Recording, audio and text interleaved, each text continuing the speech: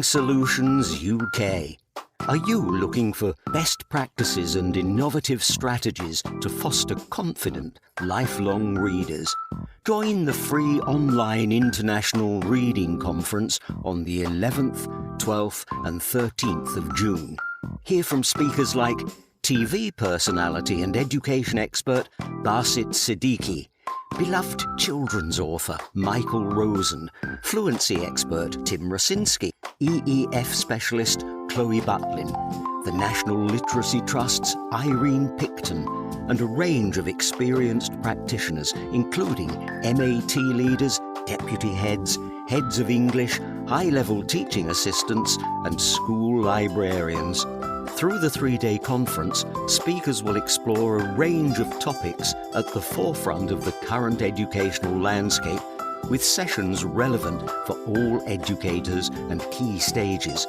Visit Reading Solutions at readingsolutionsuk.co.uk for more information and to sign up for this free conference. Thank you for joining me again. It's Sabrina on air today, here again, but with a different topic. We're working with Becky. We're going to go looking at mental health for educators and how we are supporting, working with and developing on all of these really key hot topics to make our days a little bit easier, really. So Becky, if you just introduce yourself and tell us how you've got here and what you've been doing to become so knowledgeable around this idea and topic. Good morning, Sabrina. Thank you so much for having me. I really appreciate it. So I've been in education for over 20 years. I was a teacher in mainstream education. I was a drama teacher. And then towards the end of my career, a special educational needs coordinator and a safeguarding lead. And I loved teaching. It was just, it was the career I wanted. It was everything for me. But I did, unfortunately, and I know we'll talk about this a little bit later, kind of hit burnout towards the end of my teaching in mainstream, and ended up leaving and working for the local authority, still working with schools, but looking at a whole school approach to mental health and well-being. And quite often when we talk about a whole school approach, we forget to talk about staff and the importance of looking after staff, mental health and well-being. And the work that I do now is focusing on supporting staff to, yes, understand mental health and well-being for children and young people, but also part of all of the work I do is how people look after themselves. And the phrase I always use is, you can't pour from an empty cup.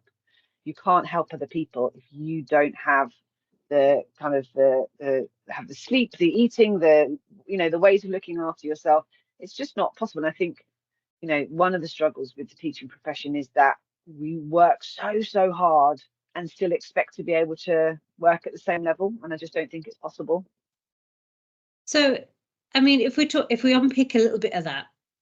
So I know you mentioned, staff mental health and well-being. What is the picture out there right now? What's going on in relation to staff well-being and mental health? Well, I'm on a few different Facebook groups, and a lot of what I see is that staff feel under a huge amount of pressure. We've just had today, haven't we? Last week, the decision. Oh, pause, and you can edit that out. Last week, they made the decision about the single kind of word decisions on Ofsted, and that had a huge impact on staff well-being. And we know that teachers work long hours. They have to deal with a lot. Again, last week we had that awful incident with teachers getting stabbed in a school in Wales. There is a huge amount going on for teachers at the moment, and that's on top of the pressure of getting exam results, of teaching big classes, of fulfilling several roles, because we know that there's a kind of a crisis in recruitment. So many teachers are having to have lots of different responsibilities. There is a huge amount going on for teachers that is just a lot to deal with. And I think that, from what I see, from the people I speak to, from colleagues who are still in mainstream teaching, it's a lot. They're happy in the classroom. Generally, when they're in the classroom, that's their happy, safe space. Yeah. It's the other paperwork, the other expectations that can be a challenge. Right. And so, I mean, there's so much there to kind of pick up on. But if we talk about those pressures, how real are these pressures and how are they manifesting in the staff? And what kind of signs and symptoms are we seeing in the workforce that demonstrates, you know what, this person is not well, they've got too much on, or they're too stressed? Yeah. Well, I think there are a lot of teachers who are taking time off now, work-related sickness, because of the pressure, because it's not the sort of job that you can go in and kind of do half-heartedly if you're not feeling to it. You're standing up in front of 30 young people, you know, every hour for 5 hours.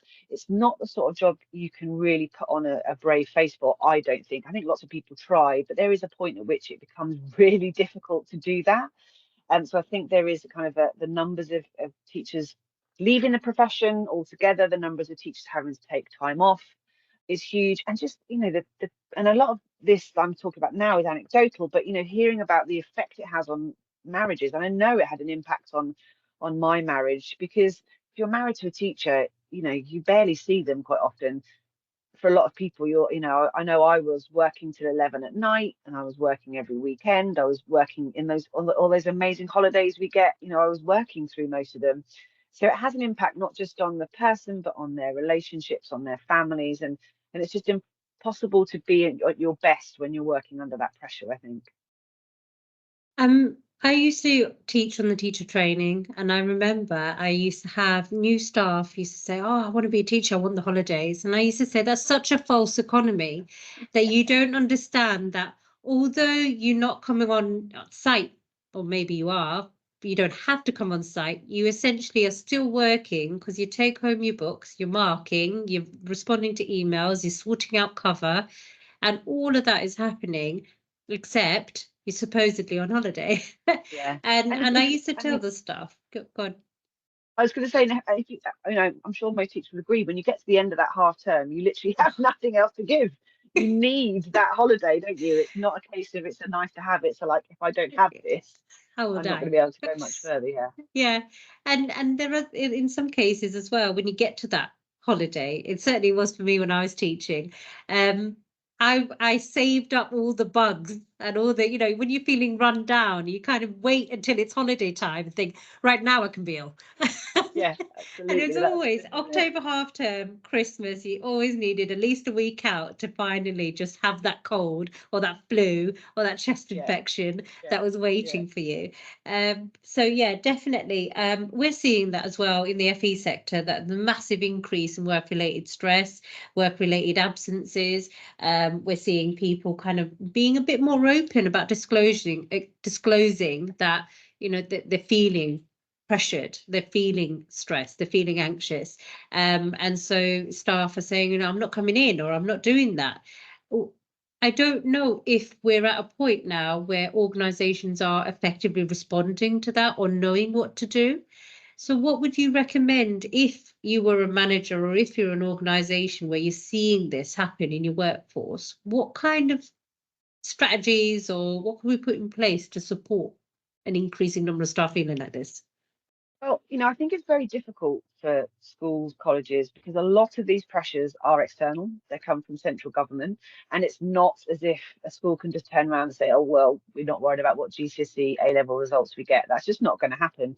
So I think that's one kind of challenge we have to see, is that actually some of this is systemic. It's the way the education system is created. It's all about those final exam results. Ofsted are all about, you know, those full grades, and you don't get any kind of leeway on that basis. But what I would say about organisations is, where I see it going wrong is when they do kind of very kind of plasters over the scratch type thing. So, oh, well, you can have yoga on a training day, or we'll put biscuits in a staff room. And I just think that is so far from what people really want.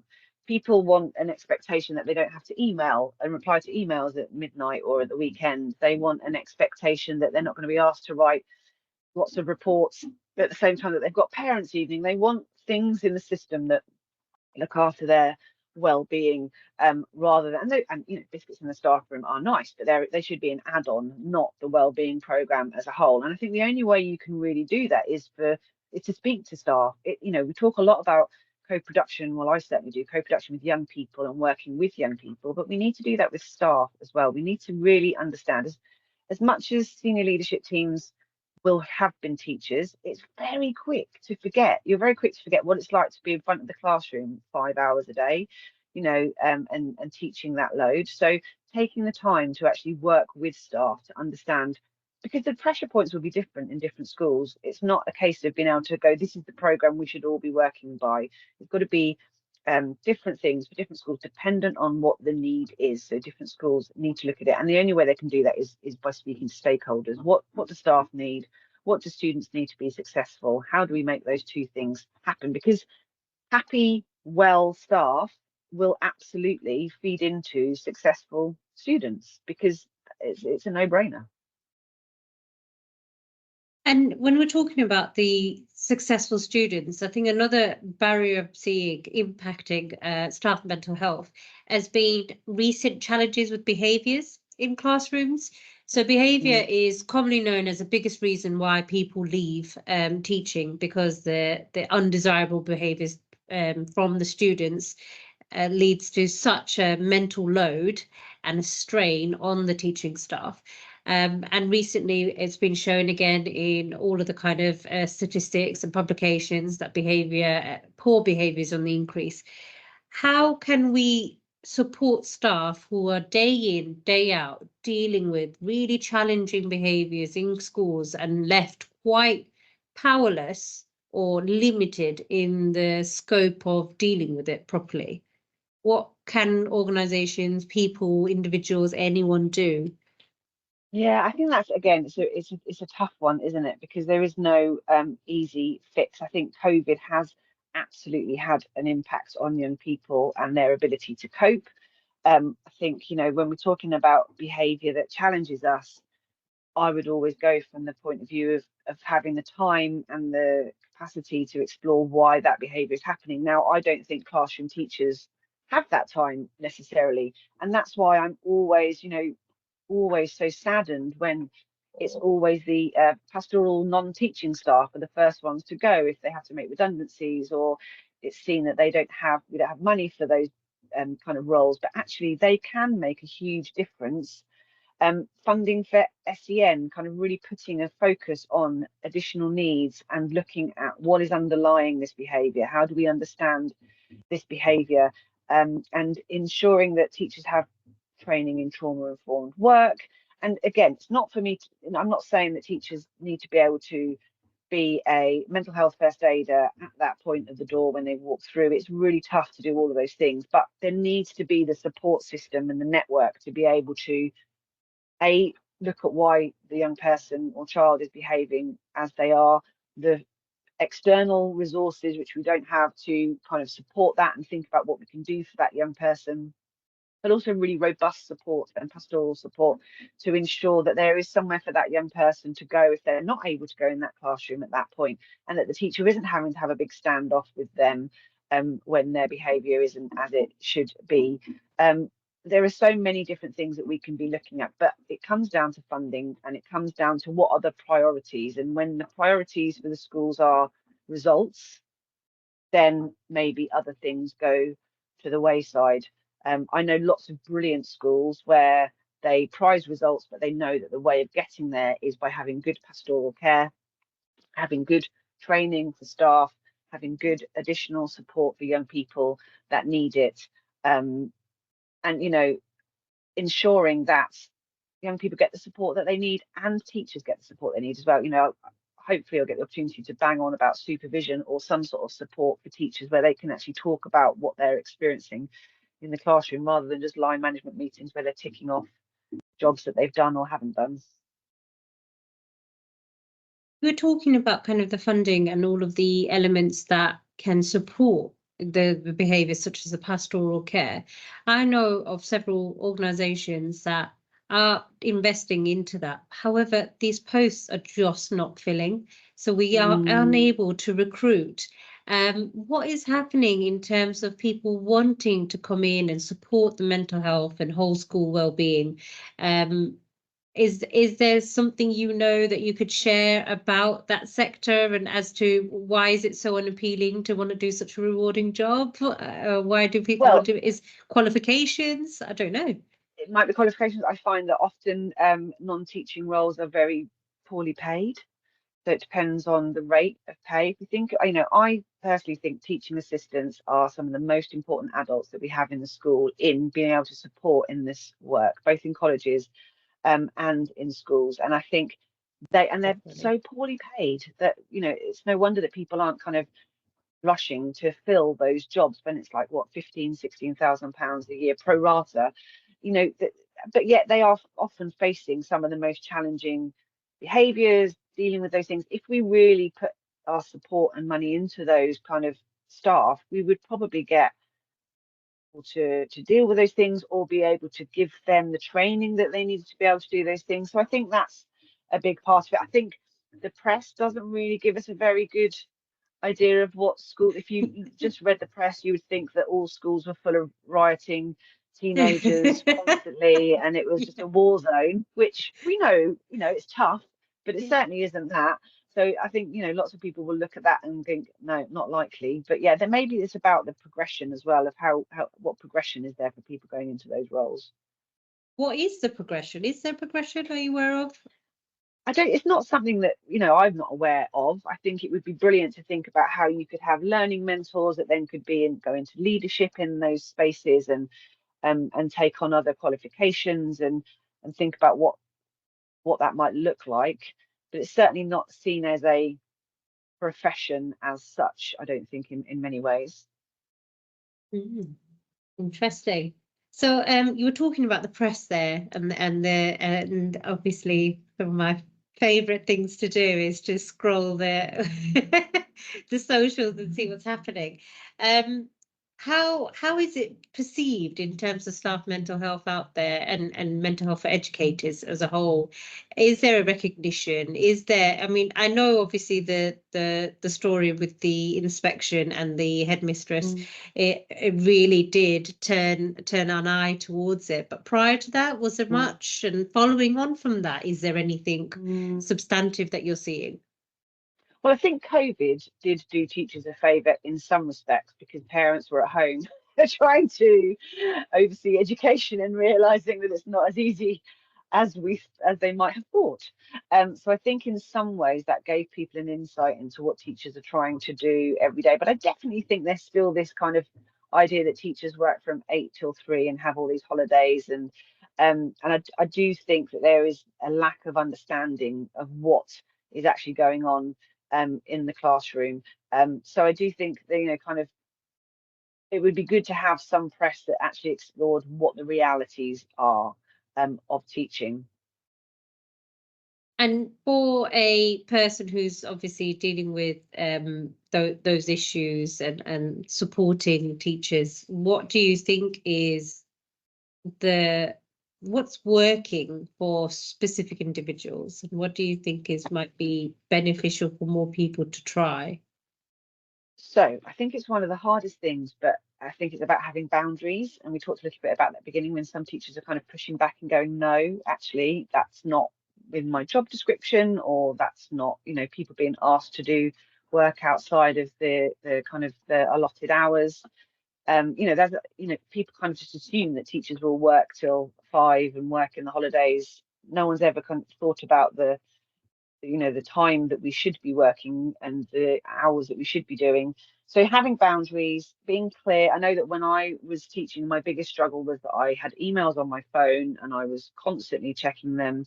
So I would get emails from angry parents at 11 o'clock midnight, and it would just be in my head then, and it would really affect my mental health, and I would be thinking about it all weekend, and I'd be working all weekend. So helping staff to know it's okay to have boundaries, it's okay to work certain hours and not feel that you have to be doing it 24/7.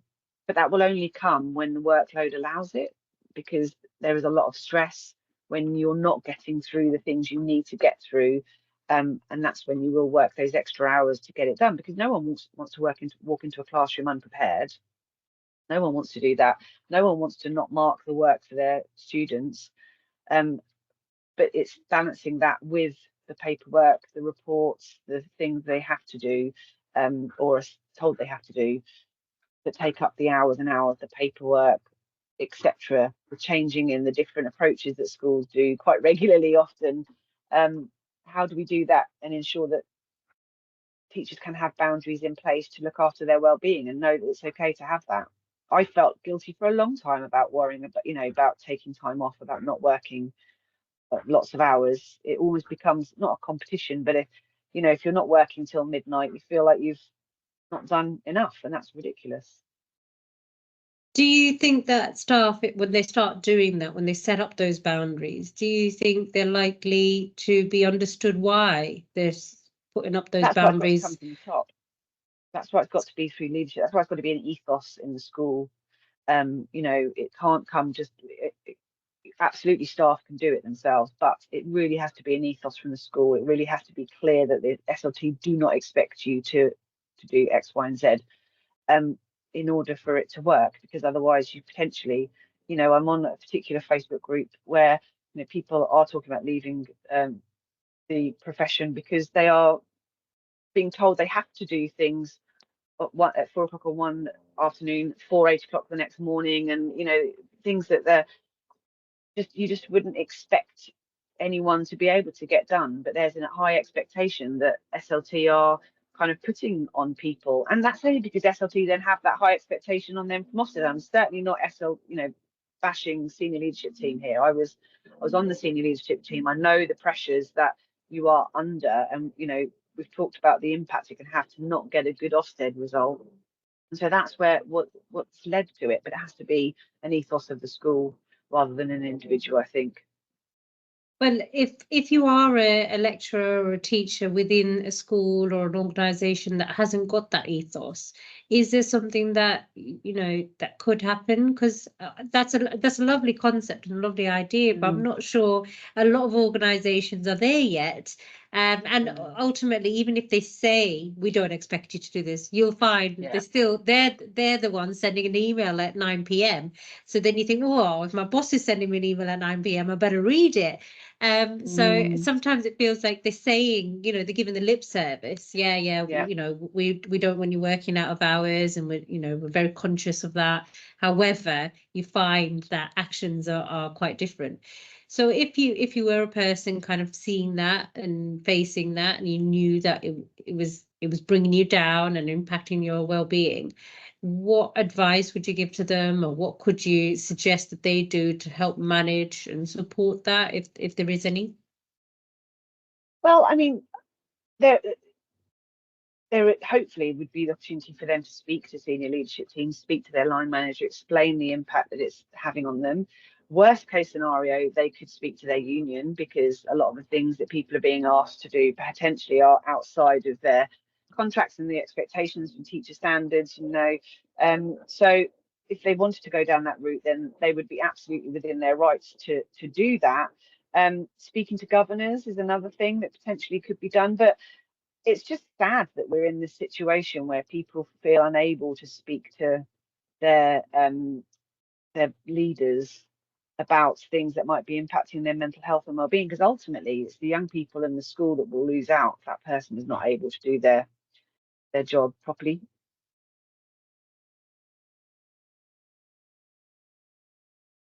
You're on mute.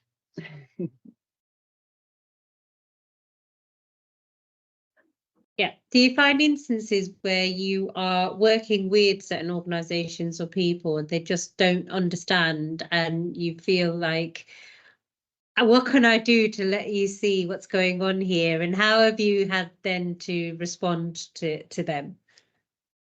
Yeah, I've definitely had situations like that. And it is really difficult because, as I've said, the senior leadership team are working with their own pressures. It's not like they're sitting with their feet up, not doing anything. They are working hard as well. And it is very difficult. But I think in that case, that's why I think like work that I do around whole school approach to mental health and wellbeing has to be an ongoing relationship. It can't just be a go in, do some training and leave. It has to be an opportunity to be a critical friend and to go in and show the impact of making the changes, have those conversations regularly, get feedback from stakeholders and feed that back to the senior leadership team, have those conversations in order to kind of just be tenacious and wear people down until they see the impact. But also, I think there's something around sharing good practice. You know, we perhaps don't do enough of that, like linking schools up and saying, look, this is what's happening over here, this is the impact. Because sometimes heads, senior leaders are scared of letting off their foot off the gas in case everything falls apart and they get a terrible Ofsted. Well, you know, if they can see another school that has, or a college that is doing things differently but successfully, then that can make an impact. And that's when I was working in Newham, it was brilliant because I was working with lots of different schools and colleges. So I could say, oh, well, I've seen this good practice here. Let me, you know, put you together with this other leader and you can have a conversation. And this is good practice, and sharing those things. And I think, again, we're so focused on the end result of those GCSEs, we sometimes don't have the time to sit back and do that work. Is there any time or any particular period that you tend to see a spike in poorer mental health? Because do you find that more teachers seek support, say at the start of the year, towards the end of the year, or anything like that? I know obviously you've mentioned Ofsted a few times, and I'm assuming when the call is looming or immediately after a poor inspection, you might feel particularly affected.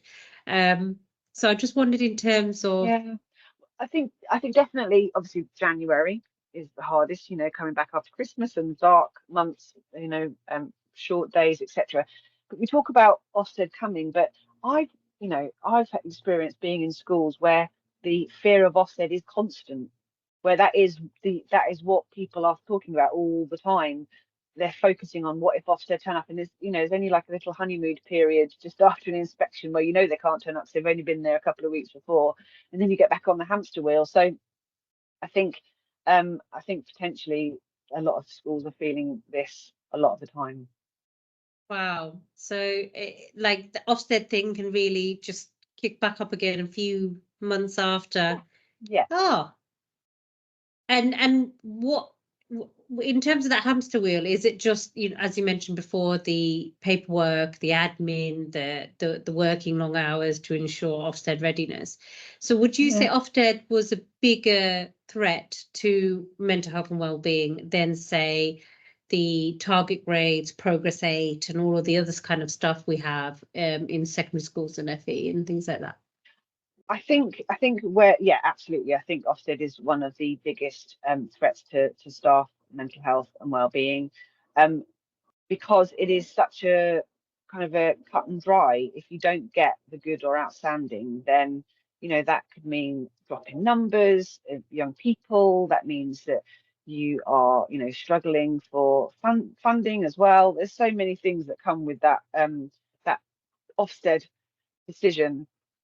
And it can really impact senior leadership's careers. It can impact on how people are employed, whether your staff leave and go to other schools, and then you've got this kind of a vicious cycle where the school starts to dip in performance because of the reaction to it. When there are many schools that don't work to Ofsted, and I kind of use that phrase because there are some schools where everything they do is to be Ofsted ready, and once you start into that mindset, you've lost focus.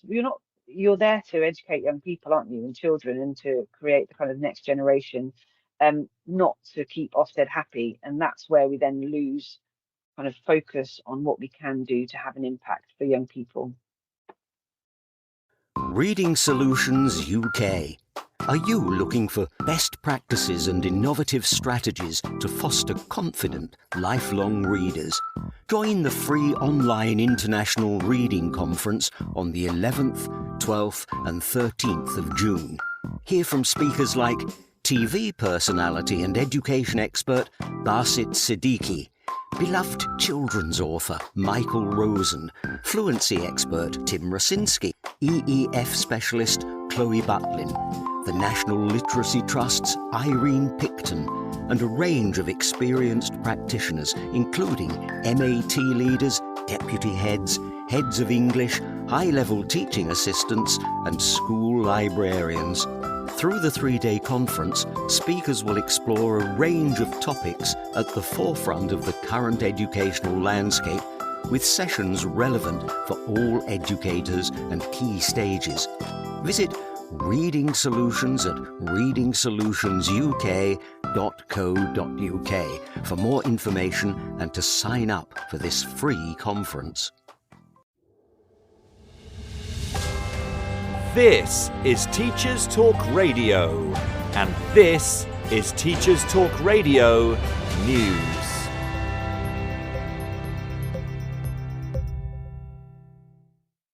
The BBC reports on proposed changes to sex and relationship education guidance for schools in England. According to the report on the news website, government sources have told the BBC about the plans, which include banning sex education for under 9s, as well as additional guidance for teaching about gender identity. Prime Minister Rishi Sunak said the new guidance would ensure children were not exposed to disturbing content. Teachers have responded with concerns that some of the guidance appears contradictory and say there is no evidence of a widespread problem with current guidance. The new plans say secondary school pupils will learn about protected characteristics such as sexual orientation and gender reassignment, but makes it clear that schools should not teach about the concept of gender identity. It said it was right to take a cautious approach. Education Secretary Gillian Keegan, speaking on BBC Breakfast, said biological sex is the basis of relationship, sex and health education, not these contested views. ASCL's General Secretary said that it was important that banning the teaching of gender identity did not shut down discussion, and that young people must be able to discuss this without their teachers feeling in peril of saying something wrong. The new guidance also strengthens rules to make it easier for parents to access teaching materials to see what their children are learning, although many point out that this guidance is currently in place. Lucy Emerson of the Sex Education Forum said, "If topics were to be restricted, it will leave children even more dependent on getting answers from online sources." The draft guidance is now open to a 9-week consultation, but once finalised will be statutory. An outline of the proposed new age restrictions can be found on the BBC News website and the consultation on the Department for Education website. In the United States, pro-Palestinian protests at colleges and universities have made the news again, as some graduates from Duke University in North Carolina staged a walkout. The protest came just prior to a speech by veteran comedian Jerry Seinfeld, who was due to receive an honorary degree. Mr. Seinfeld has been a vocal supporter of Israel since the 7th of October attacks by Hamas.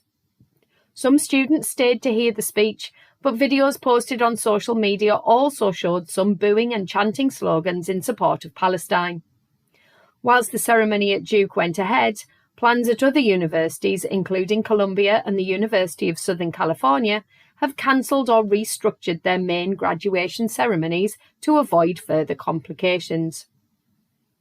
The Daily Mirror features comments from Strictly Judge Shirley Ballas about free school meals. She focuses on her own experiences of being raised by a single mother and says she understands what increasing numbers of British children living in poverty are going through. She recalls looking forward to her free school meal, referring to it as a nice lunch every day. At 63, Ms. Ballas is hoping to use her experiences to highlight the issue of poverty by being part of an ITV documentary called Kids in Poverty. According to the Mirror, 4.3 million children in Britain get their only meal a day at school. 30% of UK children are living below the poverty line, with 1 million classed as being in extreme poverty.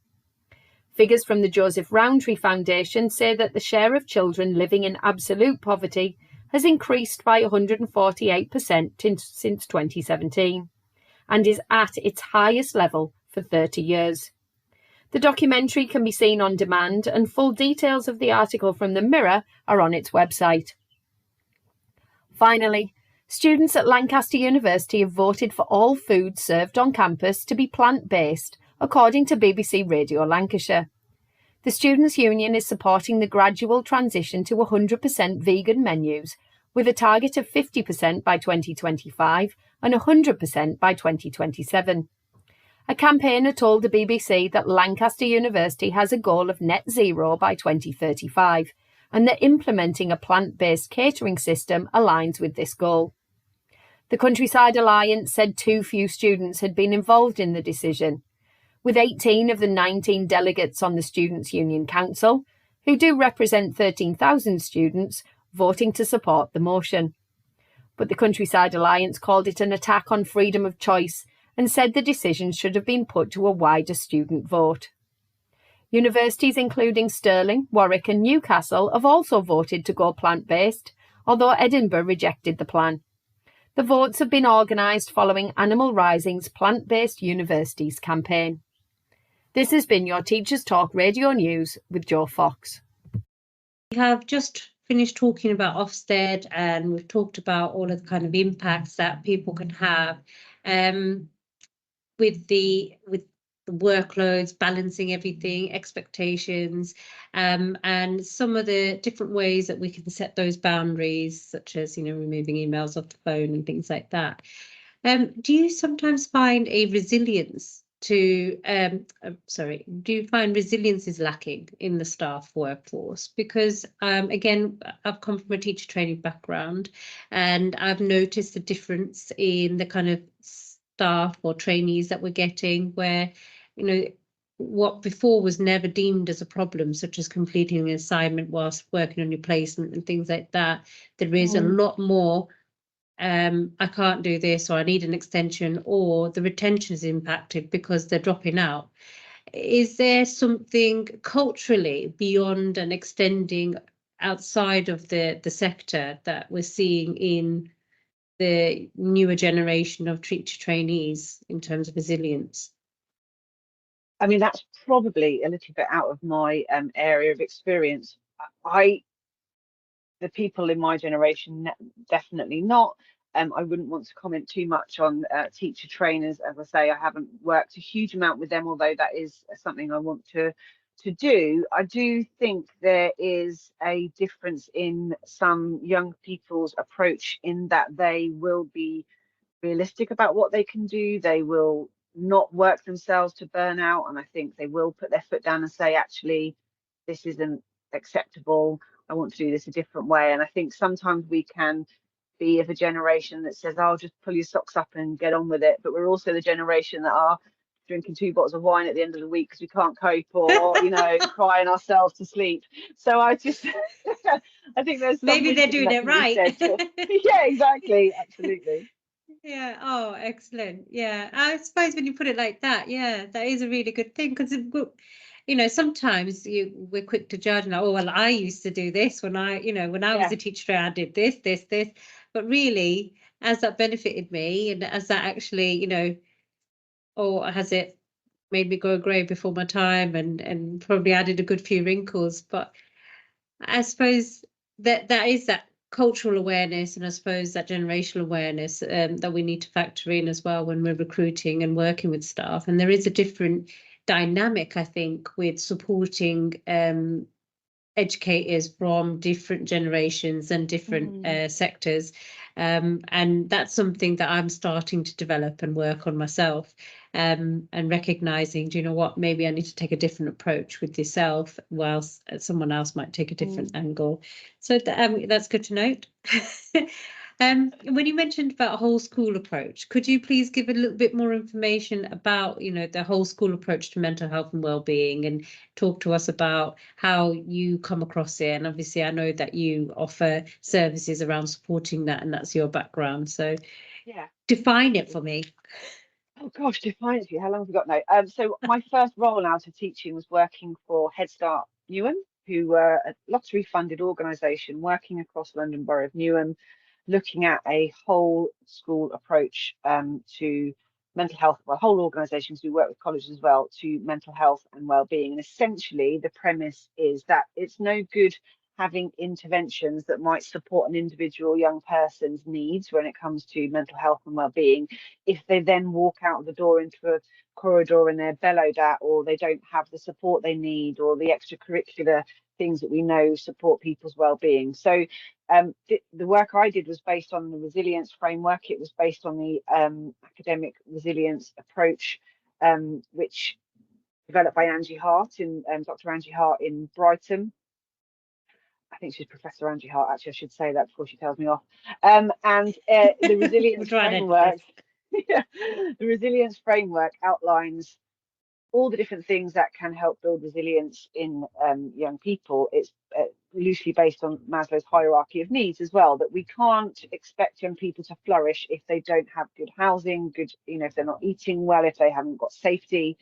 And while schools can't do all of those things, they can certainly come some way to supporting them. But a big part of the work, the whole school approach, is also understanding that all the stakeholders in the whole school or college or organisation need to understand what good mental health and well-being is and have access to support for their own as well, because we're all part of the cogs in the wheel, as it were. And so ensuring that young people have everything they need is key, but also ensuring that staff well-being is high on the agenda, that it is recognised that good staff well-being means good outcomes for young people as well, is absolutely key, because it's no good working staff to the bone and then expecting them to have empathy and compassion for the young people in front of them.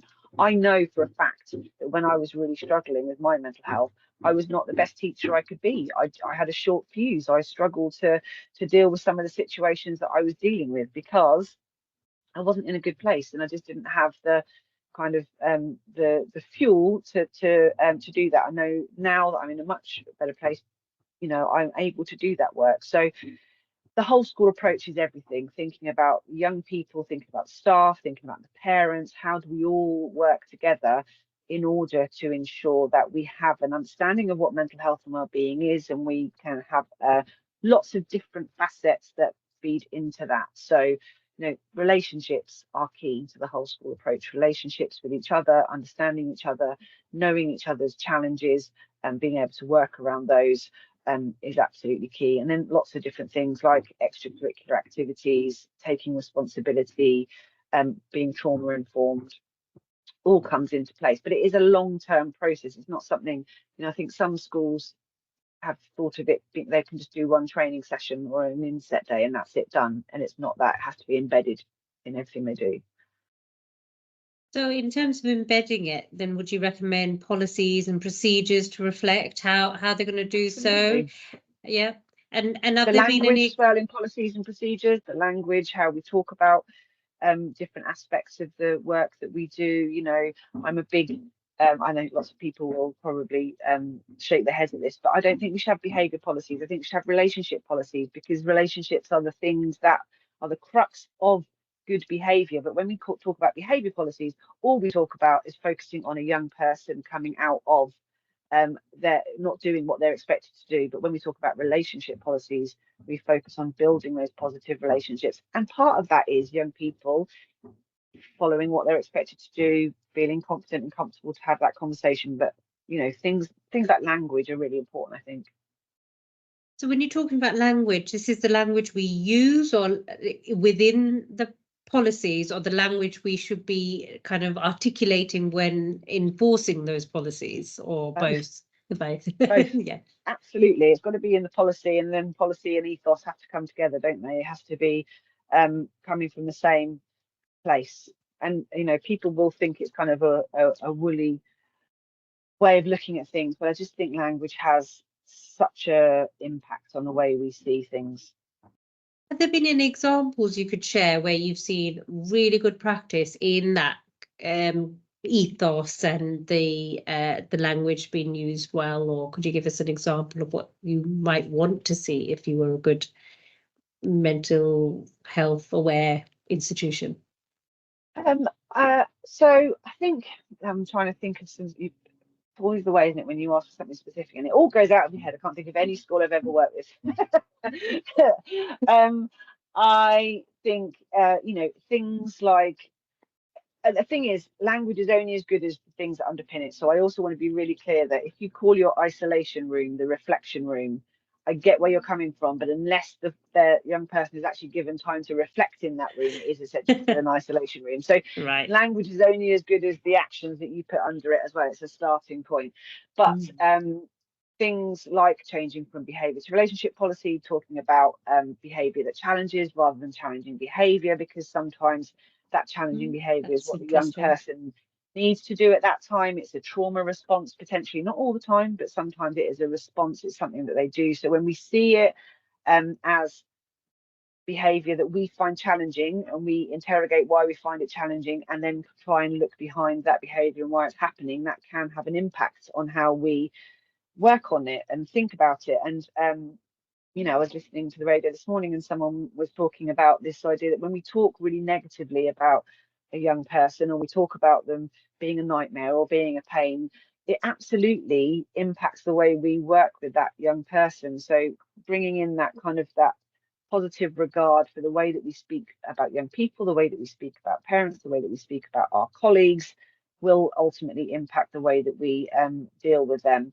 I'm just trying to think of some examples. There are some brilliant schools in Newham. Sarah Bennell School is an absolutely fantastic example of someone, you know, a place that really does talk the talk as well as walking the walk, and they have put co-production at the centre of everything they do. So, you know, their young people feed into their policies and procedures, and feed into the changes that they make, and feed into the work that they do, and that makes a huge difference for them, and the way that they talk about the Sarah Bennell way and what the expectations are there. It's not all about behaving good or bad. It's about having respect. It's about working in a way that engages the people around you. It's just a different approach rather than just a punitive, are you behaving well or not? Right. So there's more to it, isn't it? It's not black and Yeah. white. And No. I think often when we are stressed and pressured, we are less tolerant as well. And it can quite easily be, you know, this is now a behavior that I can't deal with. So off you go. And I'm just going to write you off for now, rather than that, like, as you said earlier, investing that time to find out why that behavior is in that way, or, you know, finding maybe root causes for these issues that, if we could unpick, could actually turn that student around for the remaining years in education and in their lives. But I think, And I do just want to say that I recognise that class teachers don't always have the time to do that. So I'm not here sitting here saying every time a young person misbehaves in your class, you must sit down and get a family history and, you know, and know exactly what's going on for them. It's just not feasible. But if there were processes by which the school knew that young person and knew their needs and could communicate some of that in advance, or have opportunities for them to go to a place if they were needing to regulate, if they were dysregulated, where can they go to calm down, to get that space, rather than it being an exclusion from the classroom. It's an opportunity for them to do that with another member of staff, then that could help as well. sometimes having additional people to talk to in relation to a student in a positive way, rather than a let's write the student off way, is very supportive and therapeutic in itself. Because sometimes you could be banging your head against a wall with a student and thinking, I don't know how to approach this learner. And then having that conversation with the teaching assistant, with the you know, additional learning support, or with your head of year or whatever, can really enable or empower some staff members to then, you know, move forward in a positive and progressive way. And I think, again, because we're so pushed, we don't have those opportunities to have those conversations either. It's more give me a list of those that are at risk, and right, put them into extra homework club, or, you know, whatever it is, rather than, can we have a chat about this particular student and what their needs and what they're portraying currently, and how can. So I do appreciate what you're saying there, because I do see that day to day, and I see that in organizations where, you know, it's all about listing the students rather than breaking down, you know, the full holistic development of a learner in that program. And again, you know, it's a systemic issue. But if there was, say, a teacher who is feeling, or an educator who is feeling really under pressure and demonstrating challenging behaviours. So again, me being in a senior leader role, how would I then support that person? And how would I give them, I don't have a reflection room for teachers. I can't say, go off you go reflect. I can see some staff presenting symptoms or things like that, and I could have a talk with them, but they don't want to talk with me. And when you mentioned earlier, don't offer them biscuits, I think I've done that a few times and just said, should we have a cuppa over some biscuits? Well, there's nothing wrong with a cup of tea. I mean, that does help, absolutely. But if that's the only thing you're offering, then that might be a bit of a problem. And sometimes I think my intention's good, but I don't know what to do. So what is it? Do I say, a couple of times I've had a member of staff in here really stressed, had external factors on, and I said, do you want to go home? But I don't know if that's a good thing. the thing is, I don't think, like, obviously that example, if something's happening externally to someone and they're really stressed, then giving them that time to go home and deal with those things is absolutely brilliant. But what I think we need is a process of group supervision in schools or groups. But I know when I was a Senko, I used to get people together. Admittedly, it was about a young person. So when they had a new pen portrait, for example, I'd bring all the teachers together and say, this is what we're doing. These are the challenges. And actually, some of the conversations in there were brilliant. Their maths teacher would go, oh, well, I try this and it works really well. And the music teacher would go, oh, I'll try that then. And they would kind of get that commonality and find a space. But actually, I think it would be really brilliant in my ideal world, if I could wave a magic wand, if teachers had regular group supervision where they could spend time sitting and talking about the challenges that they're facing, and just like we do in clinical settings, and talking about some of the challenging young people, families, deadlines, etc., and actually having that in place so that happens on a regular basis, so that it doesn't get to the point that they come to your office and have a meltdown in the middle of the office, that they've actually know that they've got that space and they're maybe offloading some of these things more regularly. Does that offloading then become a bit of a moan fest? Well, that's why you have to have someone who leads it brilliantly, and it doesn't become a moan fest. So reflective spaces should be quite well held, with someone sharing an experience and what there's going on for them, other people offering ideas and thoughts, and then we move on. We don't just sit there and moan. So it has to be held properly. You can't just put a load of teachers in a room and ask them to moan, because we will all moan for a long time. So I would absolutely do that. Holding that space appropriately, but also thinking about line management. How does line management work in the school? Is it just a tick exercise? Have you done this? Have you done that? Have you done this? Are there actually spaces in line management to say, how are you feeling? How are things going? Do we train up our middle leaders and senior leaders to have those conversations properly? Are they trained in mental health awareness to actually spot the signs when someone is struggling and know what to do to step in? I know the answer is no for most places. So but I think that should happen in all areas of work. There is a big push in recent years, maybe in the last 5 to 7 years, about middle leaders all doing coaching and mentoring, but not so much mental health. Does that support in some way, or is coaching not necessarily the right fit for what we're seeing now? I think coaching can be I mean, I am a coach, and I think coaching is actually a really good way of kind of supporting this work, because what coaching isn't counselling, and it isn't about having the answers. It's about holding the space for someone else to explore the challenges that they're facing. But how many of those middle leaders are actually using coaching and actually having the time to do that? So that, I think, it's brilliant. I think that would be fantastic if all middle leaders were trained in coaching and had support to know that they are working well within that. Do they then have time to go and speak to other middle leaders about how that's working?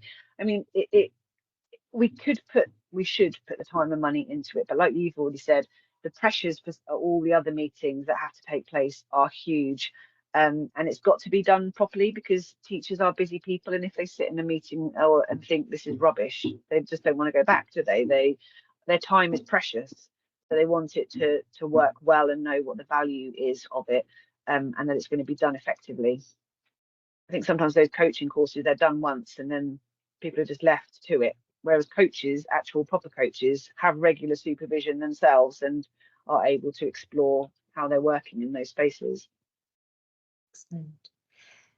We are coming up to time, so thank you so much for everything you've shared, all of your experiences and everything. Is there anything you'd like to say in terms of summarising your experience and what you've faced and seen, and this entire topic of, you know, bringing awareness to mental health for educators? I think we are losing a lot of brilliant educators who are fantastic and you know, amazing for young people, because they are getting so burnt out because they're not getting the support they need, and the expectations of them are too high. I think there is a level where central government has something to answer for, but I do think good head teachers, leaders, college principals can make a huge difference in the way that if they listen to staff and if they make changes, that can actually have an impact, as opposed to just, like I said, yoga and biscuits. Then it can make a difference. I love biscuits, by the way. If anyone wants to give me biscuits, I'm not saying I don't like biscuits. Depends on the type of biscuits, but yeah. Obviously, let's not go. That's a whole other hour of discussion, Sabrina. I did have one more question. Have you seen any particular phases of teachers, middle leaders, senior leaders, head teachers that seem to be more affected by mental health and poorer mental health and well-being? No, I think this is the sad thing. Across the I board. think it's affecting everyone equally. The pressure is coming from all angles. Sorry, I can't tell you that there's anyone in there swimming around happily. I think, you know, head teachers getting pressure from the local authority and from Ofsted. They put that on the senior leaders on the middle leaders on the teachers. It's that's part of the problem with the system. Okay, there's nowhere to run. Children get it at the other end as well. No, sorry. It's bleak. Oh no. There are some brilliant schools out there, and there are some people that love their job and are doing a great job at it. So, you know, we do need to say that as well. It's not all bad, but we could be doing better, and we could be retaining teachers if we were doing better. Well, I'm going to end on that slightly more cheery note, and I'd like to say a massive thank you to you, Becky. And you know, if you want to ask Becky for further information, you can find her on LinkedIn. She's also got a site out there. And if you want to just tell us how to get in touch with you, Becky, before we close. Sure. So LinkedIn, Facebook, Instagram, hello@beckydawsonccf.com is my email address. So feel free to drop me a line. Brilliant. Well, thank you very much for joining me today.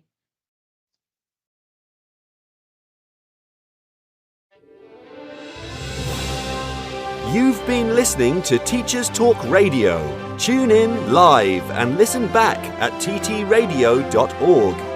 We look forward to hearing from you next time on Teachers Talk Radio.